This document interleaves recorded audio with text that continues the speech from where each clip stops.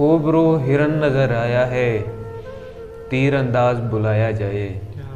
خوبرو ہرن نظر آیا ہے، تیر انداز بلایا جائے۔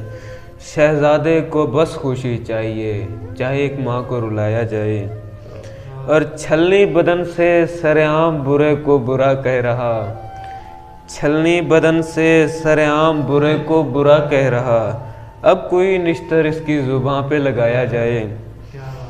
زندہ شخص کا دل اور کلیجہ نکالنا ہو اگر، زندہ شخص کا دل اور کلیجہ نکالنا ہو اگر، فقط اسے تیری اداؤں سے بہلایا جائے۔ غم میں بینائی چلی بھی جائے تو بتا گیا یعقوب، غم میں بینائی چلی بھی جائے تو بتا گیا یعقوب، فقط محبوب کا چولا آنکھوں پہ لگایا جائے۔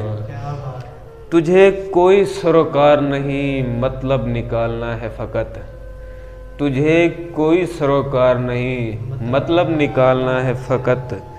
صحیح فیصلہ ہے پہلے اسے یار بنایا جائے۔